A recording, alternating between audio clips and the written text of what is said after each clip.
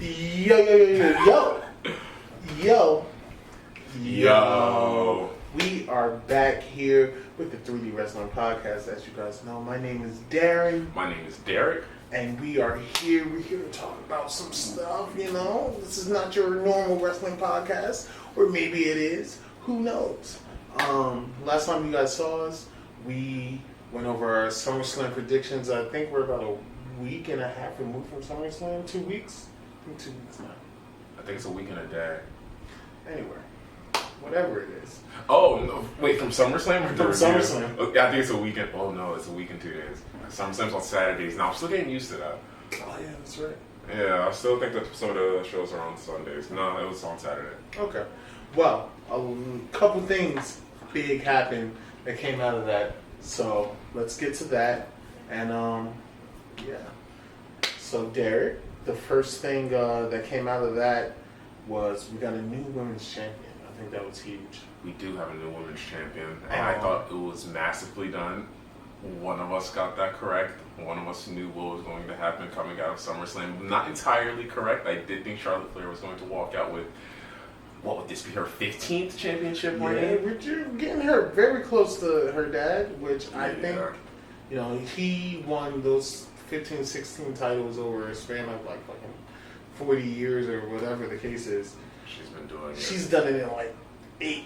Yeah, it's insane how quick this has been going. Very rushed. I do think what they did with Bianca is far better than any prediction that I had about how things were going to go. So kudos to Triple H, Vince McMahon, WWE, anybody who was in charge of making sure that happened. I think it was done masterfully. Did I get that right? I think I got it right that Bianca was going to win that match. I think so. So I think we both kind of got it correct in a way, because you said Bianca and I ultimately said that Io was going to walk out, so we both were right. Either or. I think we were both right. Also, we got, I guess what you would call the next chapter in the Bloodline saga. We do have the next chapter in the Bloodline saga. I personally have a lot to say about this, and I have a thought of where it should go. Now, will it go that way? Probably not, but I have an idea of that. But Roman ultimately walked out the winner as Jay just about had him. Yeah. And was stolen. His win was stolen by his brother. How do we feel about Jimmy kind of coming in and just not letting Jay have this moment? Essentially is what this is.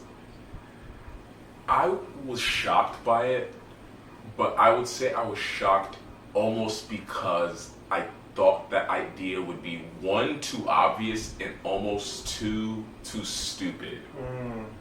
That I put it completely out of my head. I thought it'd be, okay, like, what's the obvious thing? Oh, Jimmy's brother comes in and then turns on him, like an old soap opera or something like that. And seeing it happen live, it was impactful. I wish we had a live reaction. I was going crazy when it happened. But but sitting with it for a couple of days and being a couple of days removed from SmackDown, where we're going to get to Jimmy's explanation for why he did what he did, I will say I don't love it. I do find the explanation to be better than what I initially expected it to be, but I don't love that was done. I think they could have gone a different direction, and I've been seeing a lot of debates online and a lot of people feeling that this is the jump the shark moment of the Bloodline storyline, and until I see something otherwise, I might have to agree. This may seem like they've done one twist too many with this storyline. I think that they might be doing a little too much. I don't know if I like where this is going exactly. But what do you think there? I think this was the perfect time for it. Really? I also do like the explanation a lot more than I thought I would. And I think it opens the door for this story to involve more family, more of the bloodline. So on SmackDown, right? You know, we'll hop right into it. On SmackDown, one of the biggest points and what was driving the whole show was, what is Jimmy gonna say? Yeah, right. Hail to the Sheep segment, I believe it was called. Right. And Roman offers Jimmy everything. You want power, you want money. Do you want to be the right-hand man? Which, hold on to that thought, because I think we're going to get back to that. I actually really like this segment. I like that. Right? You said, do you want a car? Do you want a yacht? What do you want? I can provide that because I'm the head of the table and I take care of my family. Roman's a family man. Don't ever forget that. Scott, he has like 100 kids. Yeah, right? That's true. With that being said, though, Jay then, comes out, confronts Jimmy. Jimmy 100% just goes out and tells him the reason I did what I did at SummerSlam was because I love you. And he didn't want to see Jay get the power and then turn corrupt into like just a baby Roman. Which, explanation-wise, he used a specific word. He said an asshole. That's right. Like Roman Reigns. That's right. Kind of with that being said, Jimmy, walks out. He's not a part of the bloodline. Jay also is out in every sense, he says. So Jay super kicks Roman, right? Jay super kicks Jimmy. Super kicks Solo. Super kicks Solo. The whole family's catching super kicks, all right? And after he super kicks Jimmy, which, by the way, I don't know if you've seen it, but that was a hell of a sell on the fucking super kick. It was. I thought Jimmy smacked his head on the ground. He looked knocked out. He looked done. It was a great sell. I loved it. That was just a side note. But Jay turns to the camera. And we can talk about this and what does this mean. Jay says, I'm out the bloodline. I'm out of SmackDown. I'm out of WWE. Deuces, ooses, and I'm out. Walks through the crowd. Jay leaves. Segment overall for me, I feel like when they get to these SmackDown segments, they don't miss. It's like cinema. The way They they talk do to not. each other, it's like movie dialogue. That's one thing I always love about Bloodline. They do not miss. So, give me your thoughts on the segment overall, and then tell me how you feel about, like, where's this going to go? My thoughts on the segment actually don't really lie between what was happening in the foreground and what was happening like in front of our faces. It was a minor detail what was happening in the background while everybody was talking.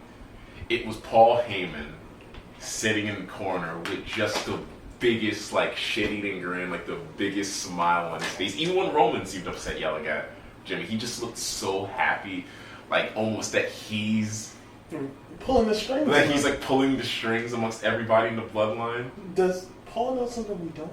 It almost seemed like he knew something that we don't. It almost seemed like he had a plan of his own and this was all going perfectly according to his plan. He seemed to really be enjoying himself. There's something about that I find to be really interesting. I like it. I've been peeping it a lot. I definitely like that. Yeah, so I really am interested to see where this goes regarding Paul. For sure. As far as what was happening, like more so in the foreground and what was happening with Jay, Jimmy, I do like what they did with Jimmy Uso. I do like that he's leaving. If the general rumors are to be believed, the big match between Jimmy and Jay Uso, which is obviously going to come, is coming at WrestleMania. So Jay being... I have a question about that. You can chime in. Go ahead. Last year they main evented as a tag team. Yes. Night one. Mm-hmm. Does Jimmy and Jay main event night one again, this time against each other? You know, I wouldn't put it past them to do that. Or does the World Heavyweight title get the main event spot? The World Heavyweight Championship. We don't know who's going to hold that title at that time. My guess, honestly... I think Seth's going to lose it relatively soon, but that's really a different story. My guess is, honestly, I think by WrestleMania, I think Seth Rollins, whether he loses it sometime in between or just continues to reign, I do think he will be champion come WrestleMania 40. But I do think, let me just throw in my prediction right now for what I think WrestleMania 40 is going to look like. I think Seth Rollins is going to defend his championship against Gunther. Okay, I can see that. I think that's where this is all I going. can see that. But that is a fantastic question on will that main event night one? Because obviously whatever Roman Reigns is going to be doing, probably fighting against Cody Rhodes, is more than likely going to main event night two. But night one, I might give it to the Bloodline. I think I might give it to Jimmy and Jey Uso. They are the longest tenured, I think, continuous tag team in WWE history. True. This could be a really big deal if it's done right. Okay. And with Jay leaving, who knows what he's going to do? He might appear on other smaller promotions. Maybe he might just disappear altogether. Who knows what his return is going to look like? It could be in a couple of weeks. It could be in a couple of months. We don't know. If I'm booking it, I think he returns at the Royal Rumble. Okay. However, it should be. I think Jimmy should have this nice little solo run, right? Because that was going to be like another question. What do you think Jimmy does? If Jay doesn't come back anytime soon, what does Jay do? Sorry, other way around. If Jay doesn't come back anytime soon, what does Jimmy do in the meantime? All right. Can I give you my little fantasy booking? Go ahead. All right. Jay's going. Jay, however, will pop up on little indie shows, specifically Reality of Wrestling, ran by Booker T. But there's another Fatu there. Right? Now, we look at the bloodline. We know that this family is Johnson's, right? Which is Simone, The Rock's daughter. Yes. The Rock. Yeah. That's the Johnson side. Yeah, Johnson / Maivia. Right. You have Fatu's. Yes. And you have Deanna White's. Right. So, Zilla Fatu, who's currently in Reality of Wrestling, right? Which is Booker T's promotion. Yes. That if you do a little history check, you know that's where the Usos ran through. Trained. As well as Solo Sikoa. Right. Now, who got the Usos into into the business? Their uncle. Not their father. Their uncle. Who's their uncle? Umaga. Eddie Fatu, okay. Right? Zilla's father is Umaga. Okay? Jay makes a little detour down to Reality Wrestling. I say he goes and recruits Zilla. Okay. Alright? Okay. Now, this part, this is a business side of things. WWE is going to have to work something out with MLW. I know MLW sued. I knew you were going to go. I know they sued them. They're still that is one thing where I might. This is good fantasy booking, but I have to stop you there. These are still ongoing lawsuits. It's an ongoing lawsuit. However, I don't think they're. However, this person's contract is not set in stone there, right? It's not a handshake deal, but they can kind of leave at any point. I think Jay needs to go and create his own side of the bloodline, right? But it's just going to be Fatu's. It's just going to be Fatu's. You're going to go and get Jacob and Zilla Fatu. He will come back to WWE with them, right? I think Zilla's a natural, just how Solo was a natural in this. Just debuted, I think, a month ago, if that, and he's already taken to it like Right. official order. Right. So, I think you go that route with Jay, let him come back. They're blacked out, they're in hoods, whatever. They come back, and they're going to cost Jimmy a title opportunity. A title opportunity? Where, against Seth, I would imagine? Or are you talking about Jimmy versus Roman? No, not Jimmy versus Roman. I don't think we get that. Okay. I think Jimmy, this is what's happening while Jay is doing this. Jimmy is looking for something to hold on to. Jay left. Mm-hmm. This is his first solo run. Yes. Right? He's never been without it. Jay had the main event Jey Uso Right. run without Jimmy. Jimmy has never really been completely without Jay. So, what happens is Jimmy is going to get this run. He's going to be looking for something to hold on to. And what do? You go back, you turn to family. I think he's going to come back into the bloodline, right? And Roman, just as he does, he's going to manipulate him. But he's going to make Jimmy officially the right-hand man. So you think Jimmy comes back into the fold? 100%. Okay. His brother is there. Not Jay, but Solo's there. Solo's there. And what's going to happen is Jimmy is going to get everything that Jay either had and also what he couldn't do. I think Jim's going to have a U.S. title run. Give Jimmy a U.S. title run. Right hand man. He does everything that Jay couldn't accomplish. This is where this story goes, right? Okay, he brings a solo championship Yes. into Bloodline. Okay, Right. Okay. Eventually, whether it's Rumble, whatever the case is, Jay makes his return, and he calls Jimmy his U.S. title. I like it. I really like where the story's going. I like it. And now, moving forward, the Bloodline has two separate groups. You have Roman heading one. We got Bloodline Wolfpack. You got Jay. Listen, but it's all family. And then you got Jay heading his own. And it doesn't even have to be so much that he's a Bloodline, because he can't be a tribal chief. Yeah. There can only be one. Only one. But this story's going to go on for another at least year or so, I'm assuming. At the very least, it's going until WrestleMania, obviously. After Roman drops the title to Cody at Mania 40, mark it now, I said it, I'm saying it again. Once he does that, this story is going to focus truly on who's going to be the head of the table moving forward. Roman doesn't have the title. Jay has his side of the family. Roman now has this side of the family. Who's going to be the ultimate head at the table in this kind of line? I don't want to say SummerSlam next year, because it would just be like, we're going to run this back again. But I can definitely see something similar to that happening. I think that's my little prediction of where this is going. It's like a deeper version of like a Bloodline Civil War, not just two on not two. just like no. We got the family coming. We are getting the family. Okay. We're getting the elders. Hell, we're getting The Rock. We're getting That would be dope. Rikishi.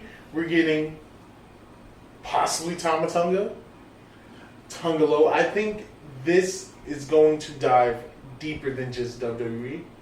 And also, because of contracts that are coming up and agreements that were made, you have the ability.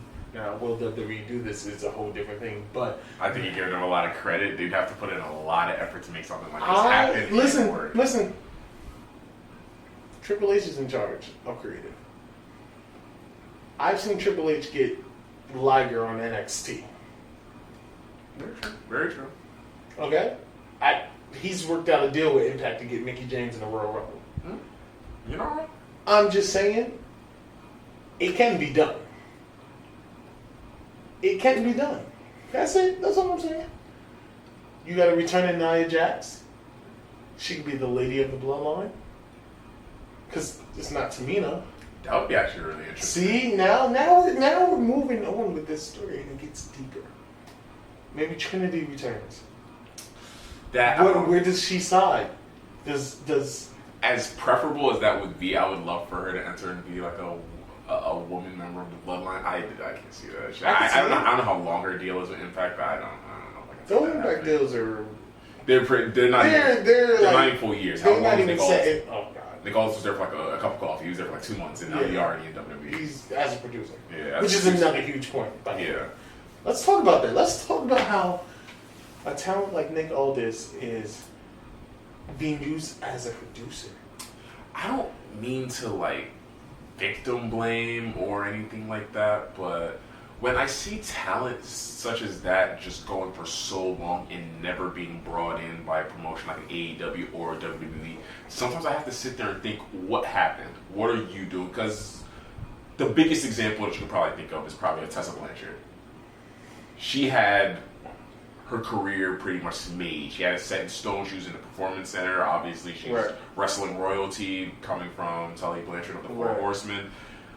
you could have said in like 2015, 2016 that Tessa Blanchard Charlotte Flair match was going to main event WrestleMania one day. Wow, you know what? We're not. I don't And think now we'll it's ever likely, get that. and now it's likely never going to happen. Oh my god, you know how great that would have been? It would have been huge. It would have been a huge match, and like it's likely never going to happen. And it just makes you sit there and think like, how could we get to that point? What is so bad about her? And then you see like what happens backstage. Right. You see the argument she has with people, the drama that she brings in. You understand. Now, I've never heard anything bad about Nick Aldis. Neither have I. But even something like All In, he worked with All In and defended his NWA championship with Cody. And after he left the NWA, it didn't seem like AEW made any attempt whatsoever to bring him in. And that just makes me think, why? I have a theory behind that. Shoot. The original All In was not funded by Tony. It was by Ring of Honor, I believe. It was self-funded by the Bucks and Cody. The Bucks and Cody Rhodes. Right? Okay, I think I know where you're going with this. For whatever reason, right? First, you got AEW going through the pandemic. You're not really hiring people. People can't come in from overseas. You know, Nick Aldis from the UK, and essentially he lives probably in Tennessee. I was going to say, he's with Mickey James. He's with Mickey James. So I would imagine he lives in these states.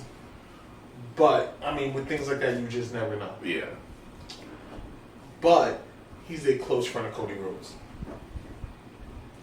And we know that whatever happened, the relationship soured with Cody in AEW.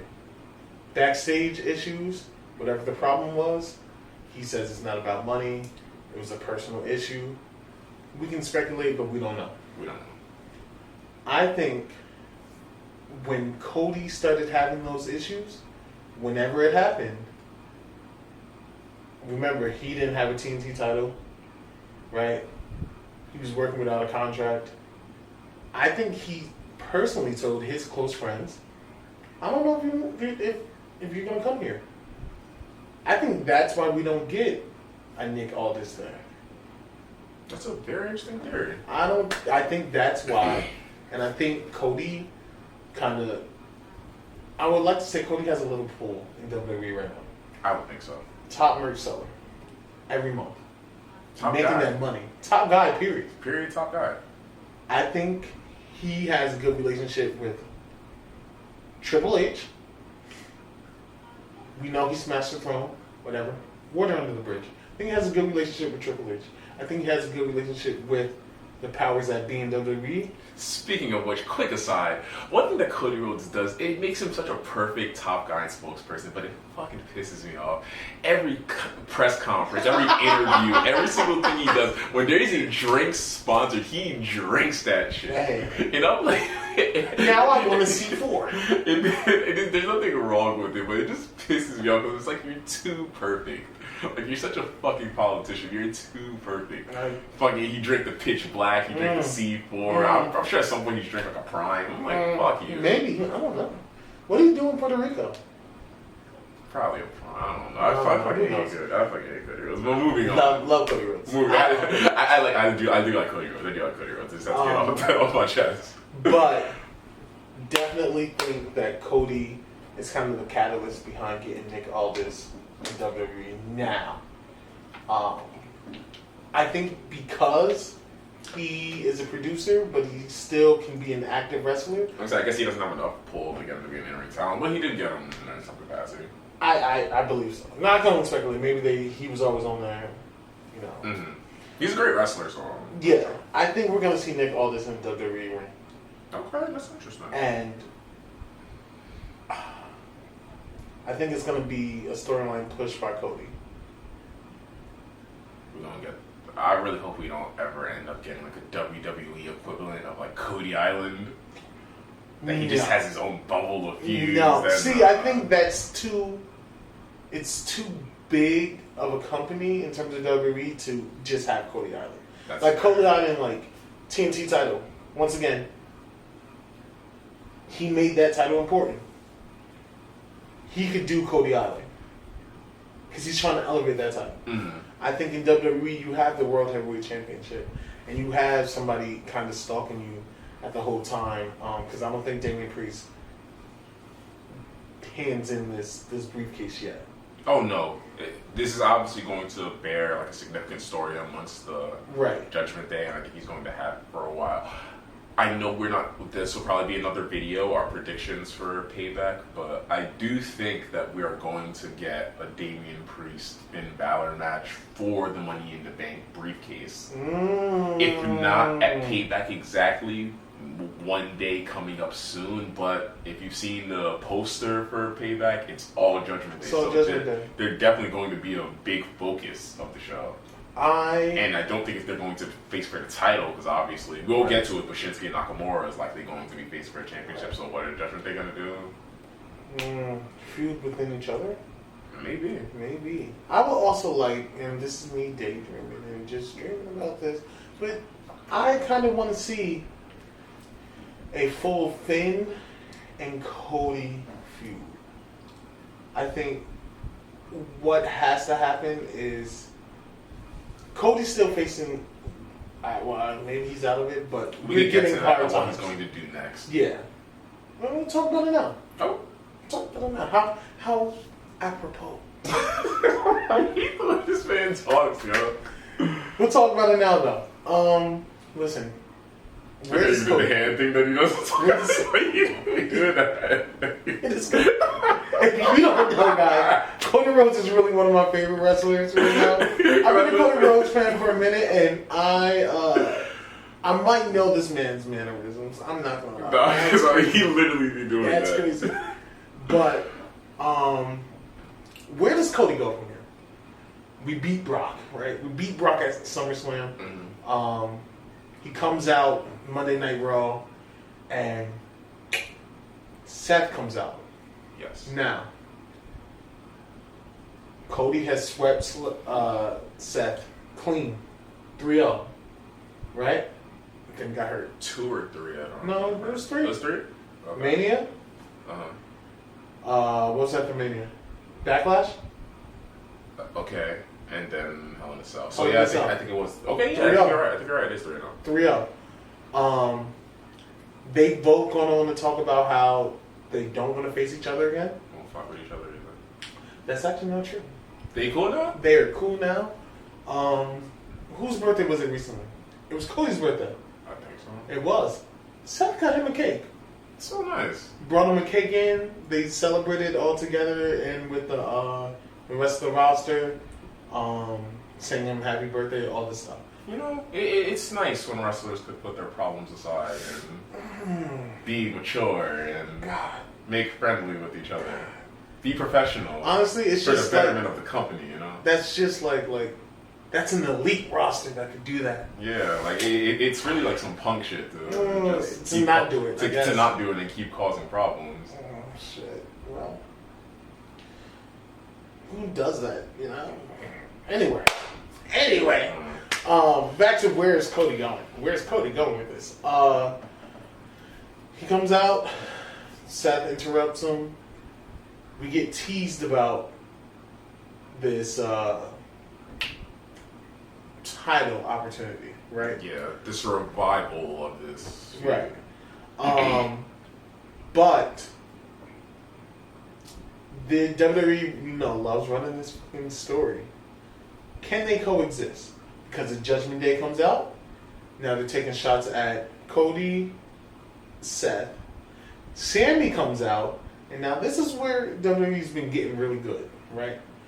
Is that there are interweaving stories. I like that. That's something that's really good. That's something that existed a lot in NXT, and I'm glad it's been brought up to the main roster. Right.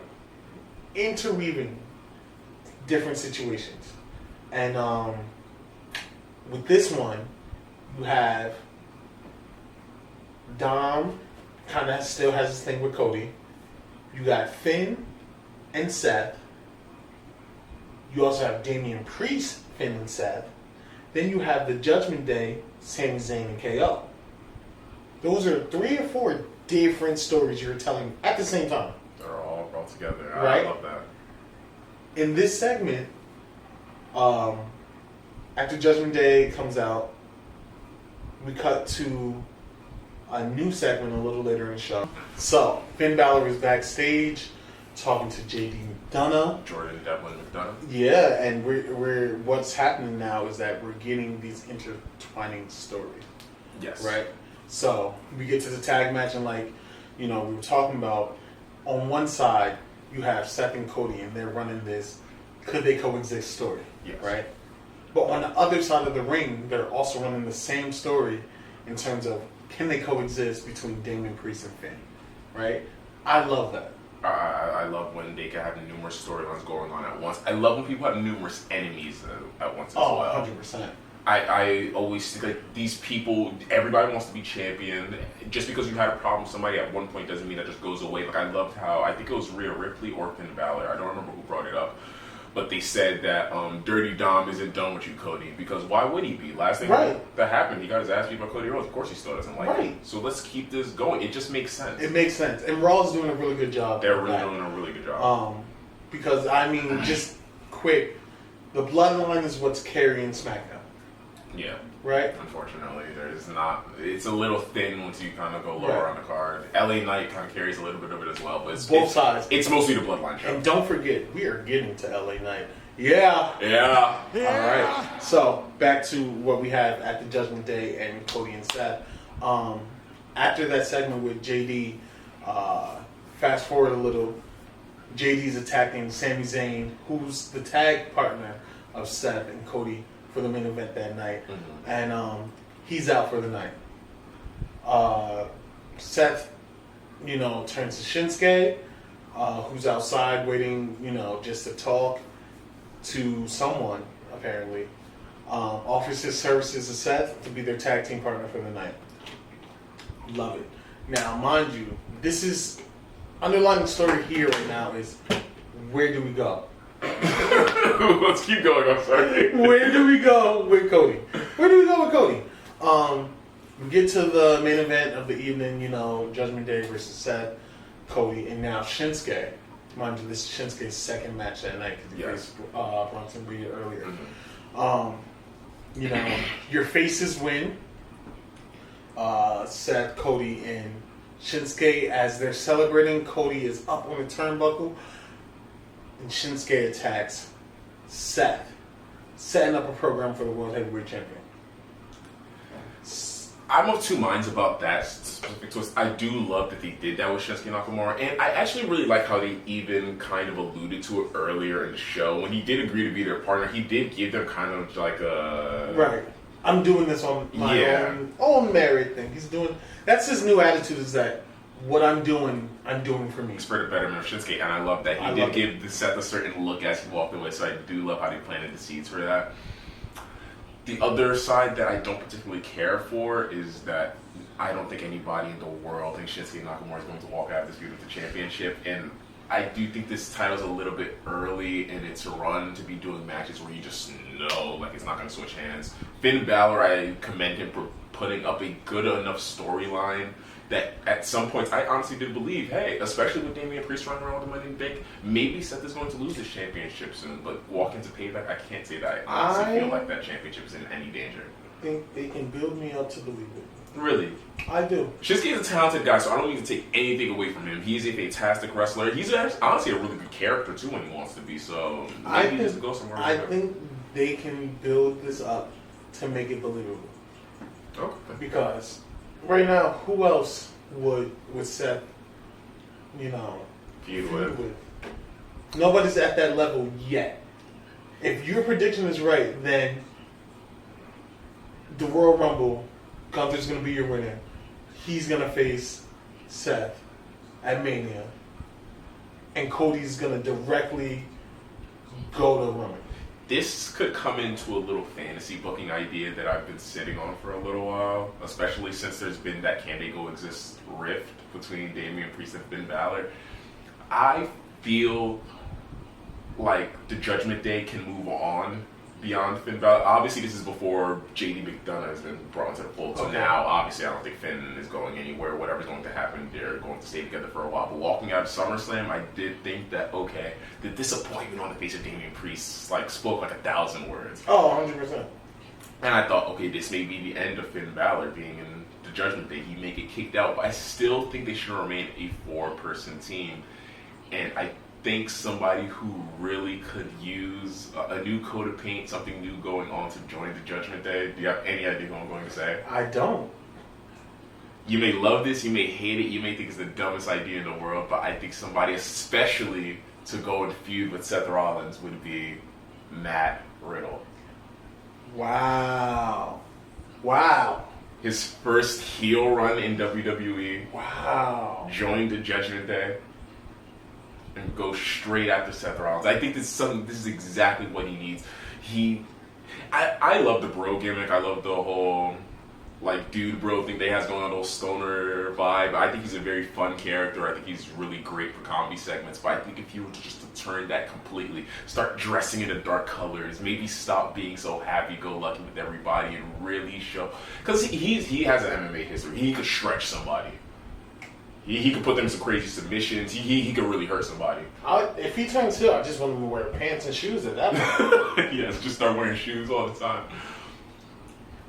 But I would love that. I would love him to join the Judgment Day and just go straight up to Seth Rollins. That's a segment where I think it could be good enough for him to even be the World Heavyweight Champion. They could even have maybe their own little thing going on between Damian Priest and whoever the champion would be. But that's where I would want the Judgment Day to go. Give me heel Riddle now. Right? You have talked me into. I want heel Riddle. I don't even think he needs to be in Judgment Day, but I just need heel Riddle. Period. I think that's something that could really work. It's something he needs to change. And I don't mean this in any way that I don't care for what's going on with Finn Balor and Cheating because I'm actually really interested. But heading out of SummerSlam, I just really thought, Matt Riddle, if you're joining the Judgment Day, or just turn heel in general, that's somebody who I'd really love to see face Seth Rollins and really go after the world title. I agree. I agree. But back to it. Where does Cody go? Where does Cody go? I don't know. I'd be so disappointed if there was a lot more significance to what was said in that first segment and we're just going to get Cody Dom again. On paper, it makes sense, the most popular babyface against the most hated heel, but I don't think I need to see that again. But I really don't know.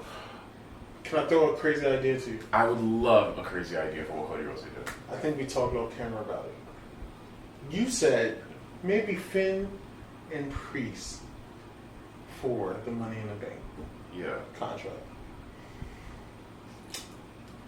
What if it was Cody and Priest for Money in the Bank contract? Where Finn causes Priest, Cody has the Money in the Bank contract, and, ladies and gentlemen, this is how we get to Cody versus Roman at Mania, because what does he do? Instead of, I'm going to cash in at any time, you know how Cody is.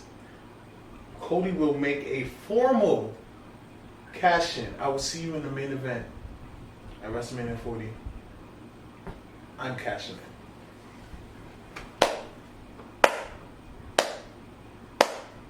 That's perfect. And I don't know if we talked about it on camera. This is my first time hearing it. Love it. Love it. No notes, nothing. Love it. I hope it happens now. I just think perfect. I just think that is the perfect way to get where we need to get. You give Damian Priest and Finn a battle at Mania. I think it's a shame that we would be taking a championship opportunity away from Priest because he's been doing so well, but this makes so much. I've been even saying that when we talk about this off camera, obviously, that I don't love the idea of them just doing it all over again. Cody wins the Rumble again. Cody wins the main event. Right. You gotta do something a little bit differently in this Money in the Bank. I love that. Well, maybe what you do is, because if our predictions both come true, Gunther wins the Royal Rumble. And we get him versus Seth or whoever is the World Heavyweight Champion. Yes. Cody gets the Money in the Bank. You give Priest for being the guy that, will have to sacrifice this. Mm-hmm. An IC title run. I don't hate it. I don't hate it at all. Listen, we didn't give you the world title. Cool. We'll give you an IC title. And now this IC title is elevated because it's had such a long reign by somebody who's been protected as much as Gunther. So now winning that IC title means something. Means something. Also, I mean, if we're talking about work rate, which what the IC title used to be, right? It's the work rate title. It's like the workhorse title, yeah. I think Gunther has kind of restored that feeling. Almost definitely. I love seeing it. We'll get to it. Okay, we can get to it. But I think that the worker that Damian Priest is, because I don't know if you've been watching his matches, like I've been watching his matches, but he goes so hard. He's great in the ring. This is dating back to NXT. That ladder match? The ladder match? What was the match with him and Finn? That was a good one too. Like matches he had with Johnny Gargano. I've been a fan of Damian Priest. I feel like that is an opportunity where you want to see somebody work. We're gonna put the title on them. It's not the world title, but it's literally the next best thing. It is the next best thing, and it'll show how he does. Because I think now he's really coming to his own. It was a little bit shaky when he first showed up. I know he was the United States champion, and he was pretty good there. Cool. But I feel like now he's really like in his element. That's what I'm saying, right? And you can plug him in. You've seen where you can plug him in. He can be a main event player. Mm-hmm. He can take care of people like Bad Bunny. You can plug him into a main event. And you can 100%. But he's shown that he can do that. And yes, we gave him the Money in the Bank. And maybe he loses it to Cody. But we'll give you the IC title. I love it. I think that's where we go with Cody. I think that's where we need to go. I think that's where the story needs to go. And honestly, I don't think that Priest even suggests it. I think Finn accepts a challenge for him. Of putting that on the line.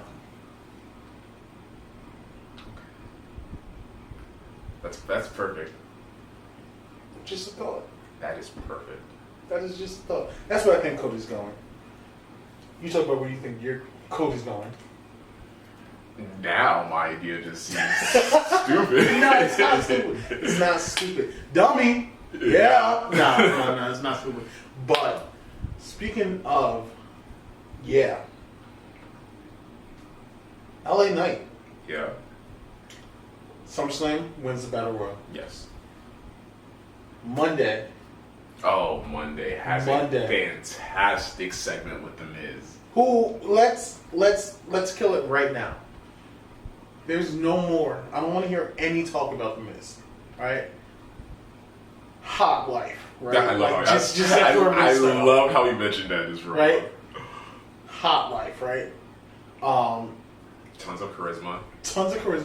2-time Grand Slam champion. Two-time. I still think one of my biggest opinions, and it's so irrelevant, it's so stupid, but one of my biggest opinions in wrestling is 2010. That was his year. This man was unified tag team champion, so that means both sets of tag team titles. United States champion. Talk about it. Money in the Bank winner. Talk about it. And WWE champion, all in that one calendar year. Yeah. But the hottest growing star in WWE right now, naturally, organically, LA Knight and The Miz have a fantastic promo. Just a great promo battle, just going back and forth. I loved it. And it really, to me, it was cool because you get The Miz talking about, all right, for 20 years, this is what I did. What did you do in your 20 years? It was so interesting to hear Miz talk from the perspective of a veteran. Because he deserves it. He is. He 100%. definitely is a veteran. He's been in WWE almost going on 20 years now. Yeah? Yeah, he started in like 2005-ish, I believe. Maybe 04 or 05-ish. Yeah, I think it was 04, yeah. 05. Maybe Tough Enough, I think it might have been 04. We're going on 20 years of The Miz. He is a veteran, and him just speaking in like such... from just like an old school point of view to shake my hand and to treat me with respect. It's just so interesting because you still think of like Miz as somebody who's seen as like an outsider joining the WWE, and now that he's like at that role and gets to look down at somebody like LA Knight and say, who are you to disrespect me? Who are you to not shake my hand? Who are you to act like you're hot shit the same way I was hot shit? This is what I like about this, right? Because realistically, LA Knight It's not a young guy. They're probably the same They're age. probably the same age. I don't know how old, but I'd be surprised if he's more than like 2 or 3 years younger than The Miz. They're probably the same age. I like how they also started their career around the same time. And like LA said, 2 different paths. Much You went this bumpier way. path for LA Knight. You went this way, and you accepted everything they threw at you. Yep. They wouldn't do that with me. Hmm? No. They wouldn't do that with me. And I like bringing that perspective. I think this is another great, and LA said it, and he said it in a disrespectful manner, but I think it is true that this is a good stepping stone to continue the elevation of LA Knight. I could not think of a better person for him to be facing right now. I think his mic skills with the Miz's mic skills, who we know for just, he can go on the mic. He can elevate somebody on the mic. He can put somebody down on the mic. He can make me care about somebody's career again. It In almost terms of like with Bryan Danielson.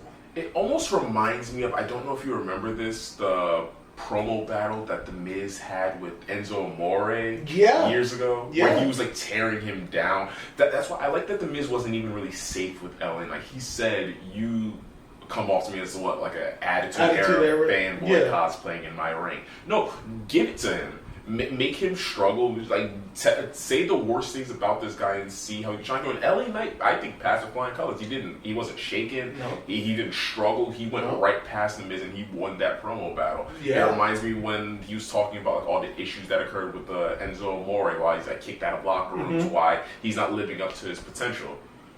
And unfortunately, I don't think Enzo Amore really rise to the occasion. As good of a talker as he was, he still kind of had his problems backstage and ultimately ended up being let go. But LA Knight, I really see just like the sky's the limit with him. For sure. I think this is another great step for him. Because if you can stand in a ring with a 2-time Grand Slam champ, and if you can beat him and get through this feud, and let me say, LA Knight has been very successful and benefited a lot since he's come up to the main roster and switched to LA Knight. Yes. Everybody, says it and makes fun of it, but he's the only one to be successful coming out of a feud with Bray. Yeah. It's so weird. It's been hotter and hasn't been hotter, and hasn't died down since. Well, there ain't nobody hotter than Top Dollar. You're not wrong. Well, who's hotter than Top Dollar? Not nada. Not nada. Not nada. Not nada. Not nada. LA Knight though. Yeah. He's rising. He's on track. Let's talk about. Let's divert real quick because Io is our new women's champion. We talked about it quickly, but Money bags, Io Sky. Money bags, Io Sky. I don't know if you guys have heard or whatever, but there's a lot of stuff going on. Yeah, apparently Io Sky got what, She like flashing. like She flashing. 25K just right out her crib. Flexing. Give me that. Coming out of SummerSlam, she won. You predicted that. Mm-hmm. The ladies in the match. In the match. Let's start with Bianca. Okay. What's next for B? She got another title ring now. This is a little fun fact. She has the longest modern women's title reign. Yes. Also has the shortest women's title reign. Really? That's such an interesting to have both. But yes, this has been a year of records in WWE. We've had Bianca hold the longest reign as women's champion. We had Roman Reigns. Well, not the longest reign ever, but in the modern era, we're very likely going to have Gunther become like the longest reigning Intercontinental champion. We got a Q Santino in the Hunkameter. Yes. I need that. But yeah, where does Bianca go? I struggle to say this because she's so popular. People call her like Female John Cena. the girl John Cena or John Cena. John Cena. And stuff like that, because like the little girls love her. Every time they go to the crowd, there's a girl either holding a sign or like having her hair and a braid. But I do think it would be really, really interesting if she was involved in some way with whatever's going on. I know you know where I'm going with this, with Bobby Lashley and the Street Profits. I like it. Because we had a segment on Friday Night SmackDown this past week where it was just... nothing even happened. They just kind of talked about what happened the week before, but them just like sitting there and just like planning out how they're going to take over SmackDown. They had a beautiful line where they're going to inject some new blood into the Friday Night SmackDown and everybody else better fall in line. And as impressive as those three are, I think they have room for more people to come in. And just like we weren't mad at the idea of a Nia Jax or Naomi or Trinity rather coming into a Bloodline, I wouldn't hate maybe Bianca Belair or somebody coming into. Well, let's call them the Suit Profits for now. Oh, time out. Okay, time out. Let's insert some new blood on SmackDown. On NXT, something happened. I think I know where you're going with that. Carmelo and Trick decided to go their separate ways. Carmelo's holding down NXT as NXT champion. There was a segment a couple weeks ago where Bobby was talking to Carmelo and Trick. What if Trick leaves NXT? You want to insert some new blood? Give me Trick Williams showing up in a suit, slick talking, talking to Montez, talking to Angelo. Trick Williams doing an intro for all of them before they come out. Think about that. Strap into your seatbelt and put your wings on tight. Give it to me. Give me Trick Williams joining them. Give me Bianca joining them too. I love that. I know Trick Williams still has like maybe some ways to go like in the ring, but who else to be around? Who better? Who better? I love it. I love it so much. I love it. Give me. Everybody picture it. Give me Trick Williams walking out Bianca. She could use a manager as well. I don't think. Give me Trick talking for Bianca. Bianca can talk. She can talk. She's a very good talker, but I feel like when it comes to just how quickly and how. Oh, I don't want to say annoying, but just how Trick Williams could just get to the opponents. I really think that he would fit perfectly for a role like that. To a T. Love that idea. Whatever name you want to go by, whether it's the Suit Profits, the Hurt Business 2.0, or some other whatever name. it is. Love it. Give it to me. Give it to me. Let Carmelo hold down NXT. You said you want to do your own thing? I think this would be the perfect place to do it. Also, Bobby could always use a manager. Here's the thing. I think it's a cool visual. Bobby's a big guy. You don't really see a manager who's like has the height, who has the big like. I'm curious how tall is he taller than Bobby? Oh, I believe so. Yeah. Trick looks tall, but then again, he stands next to Carmelo. So. Yeah. But I know he's like a very tall and like lanky guy. Not the most. Right. He's very jacked, but like not the most like big mass. But I think that's a cool visual. I like it. Just a thought. So that's your thought for Bianca. I'm thinking the same thing. I'm not even going to add anything to it. I like it. Yeah. Asuka. What do we do with Asuka? Do we start jumping into the feud with EO? Because I think that would be so fun. I would hold off on that, actually. Okay. I do love the idea, but I do think it would be rather hasty. I would honestly even hold off on something like that until the new year, maybe around Royal Rumble time. I don't know if this would be a feud that they would want to carry on all the way to Mania. I don't even know if they would want Io Sky to be champion going into Mania. I don't know if it would go that long. Probably not, because this could probably be an entirely separate conversation, but I do think eventually Bayley's jealousy is going to get the best of her, and we're going to see damage control dissolve. But that could be a whole nother conversation.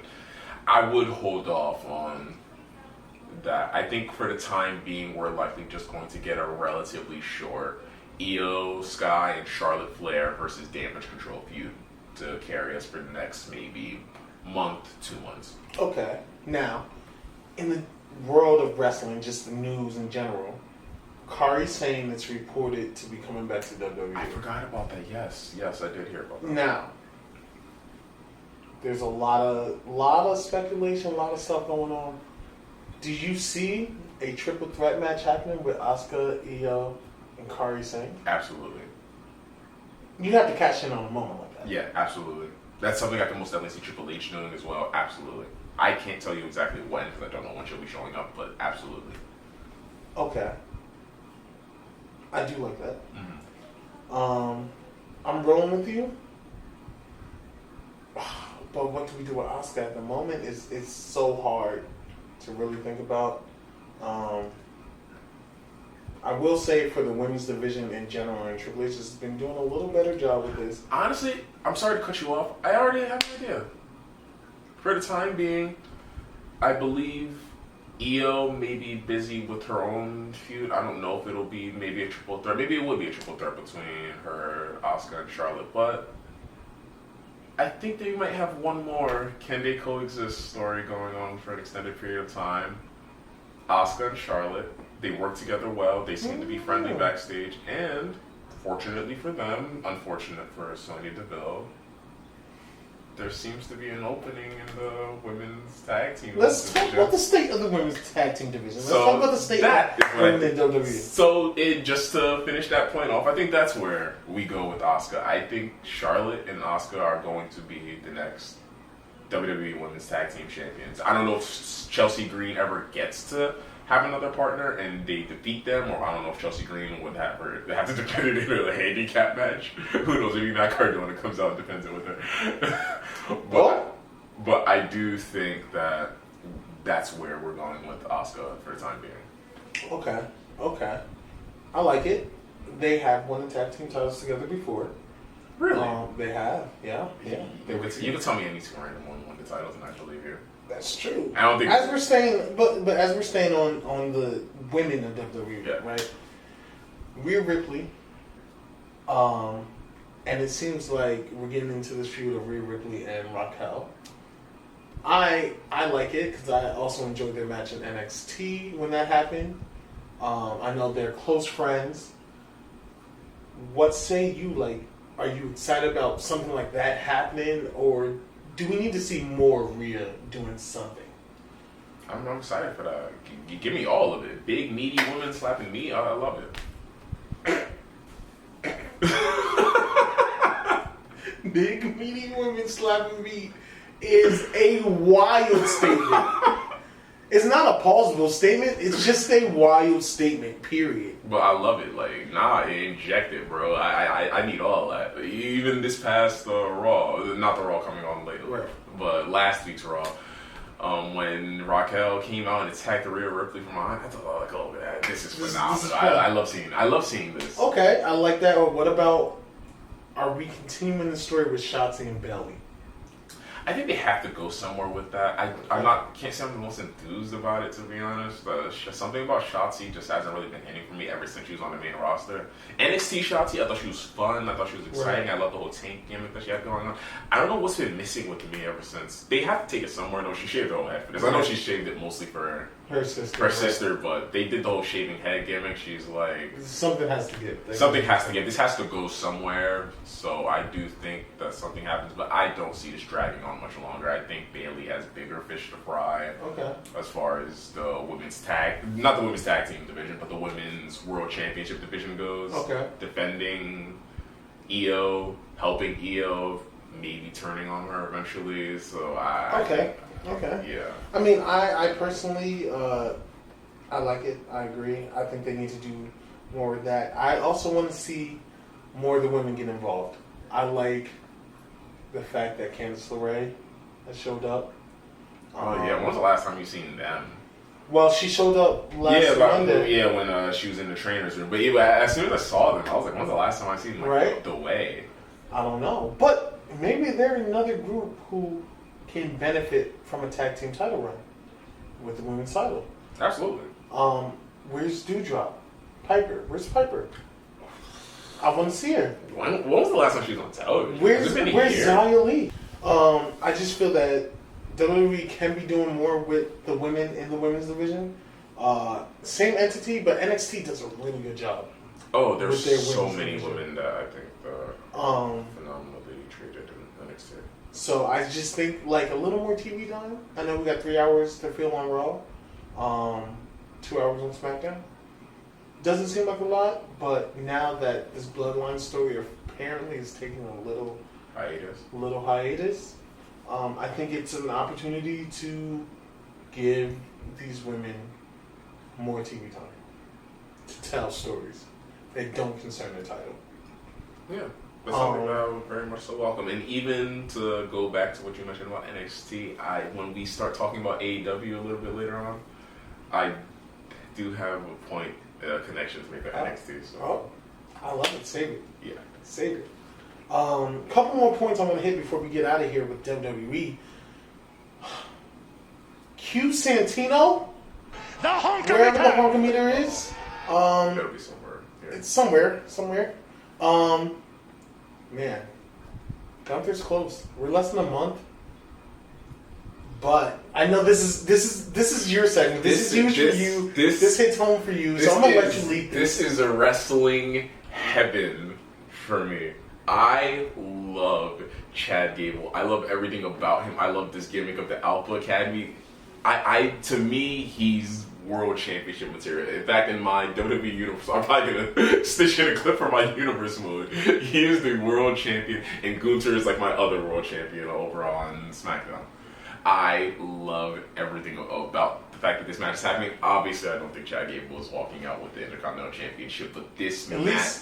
At least not on the first try. Not on the first try, not before the honkometer is completed and Gunther sets the record, or breaks the record, rather. Right. But, oh my god, just the suplexes alone. This is going to be suplex heaven, wrestling heaven. Just I can't wait. Just take it away. I can't. I'm excited. I want to see Gunther break the record. Mm. I want to see Chad Gable get his moment. Since Triple H has come back, consistently has been on TV, but consistently delivering match after match, moment after moment. He's made me care about Maxine Dupree. He's done everything, and I think it is the time to give him his moment. I love it.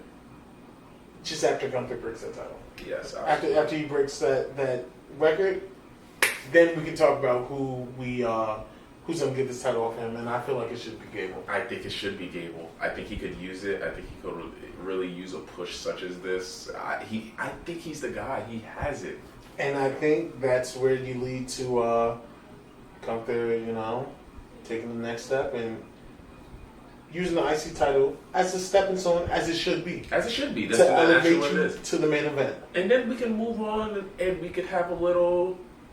I'm not sure if at this point they'll be down to 3 members if Finn Balor will be gone, but then we can have a little Judgment Day versus Alpha Academy thing going. A little fun. And then that's how, to complete your story, we could get to Damian Priest winning the IC title. It works. It works. It works. Perfect sense. So, a couple quick points before we head out of here. AJ Styles, clean sweep on Karrion Kross. However, if you read into what's going on the internet, everybody's saying, yes, he's losing, but his predictions or premonitions have come true. He came back, put the hourglass in front of the Bloodline, and it slowly started to break apart. He said that, Ray, you're going to lose your patience. What does Ray do? I think the very next week, he loses patience with Dominic and hits him for the first time. Tells Priest, not Priest, tells Drew, another person who we don't know what we're doing with Drew, which I think he and Seth can have a really good feud. We'll talk about that maybe next week. That I believe he's going to lose his temperament. Or something. And he throws Sheamus under the bus. I just think that there's something happening for Kross soon. I hope so. I don't know, but something's coming. AJ Styles, fucking 46 years old, looks great. Looks, dare I say, phenomenal. Fuck you. Looks phenomenal, but I also think, like the OC, I think there's an opportunity for them now to tell a story now that the Bloodline's taking a hiatus. Everybody on SmackDown now has the opportunity to step up and do something. Yeah. Edge is in his retirement tour, it seems like. I'm seeing reports that even this Friday is going to be his retirement match. I personally can't see that. I can't see that on 1 week build. I think that's a little lame. No, I don't see that happening. I get it, yes, he's in Toronto, but I think that's his last match in Toronto. I do, yes. Maybe. I think that's his last 25th anniversary. Is it 25th or 30th anniversary? I think it's 25 I think it's 25 years, rather. 25 years celebrating his career. He's going to be in his hometown. It makes sense. I can see why on paper people are speculating, but I just... No, I think this is the start of the retirement tour. Yes. So he's facing Sheamus. I love that. I would like to say I want to see more with Butch and Holland. I want to see them do some more. Hit Row is nowhere to be found right now. Oh, actually, that's they're there every week. They're being beat up by LA Knight. And I like seeing Hit Row on my TV. Yeah. Yeah. So I think that's really it. We talked about the Street Profits and Bobby. Man. Last point. How could I forget? New U.S. champion. New U.S. champion. New U.S. champion. This is important. Not Santos. It's not. It is Rey Mysterio. It's Rey Mysterio. He pulled WrestleMania 9 with Hulk Hogan and Bret Hart. Ran into his defense and walked out with the title. The title that he rightfully deserved. Is this a moment? And I guess we'll talk about it next week. But is this a moment where we see the LWO potentially start turning on Rey? Yes, and I actually have a theory of where this is going. Because I don't think Rey is just going to get kicked out. I do think he's going to be replaced. I think Santos, he's all happy, smiling now, but I do think, one, Rey Mysterio is a very honorable guy. I do think he's going to want to give Santos Escobar a shot for the title. A fair shot that Austin Theory wouldn't give him. I think he's going to get that fair shot. I don't know if it's going to be a Payback or maybe a pay-per-view following that, or maybe just a random SmackDown. I do think that they are going to have a match. I think Rey Mysterio is going to retain. Okay. And I think that is going to be the moment that Santos Escobar snaps. Okay. I think he's going to attack Rey Mysterio. I do think the other members of the LWO are going to side with Santos. I don't think they're going to go with Rey Mysterio. Well, right. But I think they'll probably still feel the need to have a veteran presence. And I think this is when we see... I like where this is going, and I know what you're about to say. Please. Because Santos Escobar will be backstabbing Rey Mysterio. And we see the return of Carlito, Caribbean. Cool. I 100% agree. I think it happens a little differently. I think Santos does lose. I think the entire group attacks Rey. Okay. I think Carlito comes in for the save. And also turns on Rey. Where does this leave Santos? Do you think does he? They're all now. Oh, they're all. Carlito, Santos, everybody are still LWO. They kick Rey out. They kick Rey the fuck out. I also kind of like that the U.S. title will be fought over by Latin or Hispanic members. I'd like it. A cool little callback would be, this wouldn't really make much sense because this would be the same reason why Santos would be turning on Rey, but it would be a cool little callback if Carlito comes in and on his first night wins the championship, because his debut on SmackDown, his first night, he won the United States Championship. I think that would be great. That would be really dope. I think that would be great. That would be a really dope callback. Maybe Santos takes out Rey before. I love it. Who knows? But I think that's where the LWO should go. So, finally, let's talk about the elephant in the room, and that's just the state of the tag titles. You got Sammy injured, you got KO injured. I personally think it's time to split those titles anyway. Yeah, most definitely. I don't know if these are long injuries they're out for, but just the state of the tag division. Where should they go? I don't know. Where should they go? The short answer, I would probably think just put the championships on Imperium. Imperium? I would really love the visual of all three of them having championships. That's something I believe they managed to do before in NXT, and I'd like to see them be able to do it again. So that's the short answer. A long answer, I think that they actually do. I can't even say that they're pretty short on the tag team division because they actually do have a lot going on. They're just really not utilizing them, and they're not really focused on in the championship picture for some odd reason. Kevin Owens and Sami Zayn seem so preoccupied with the Judgment Day, and while there are many members of the Judgment Day, they don't seem that focused on the tag titles. They all have their own individual focuses for the singles championships. So I do think it's time to get one set of championships on Raw to Imperium, and maybe on SmackDown give it to the new Street Profits.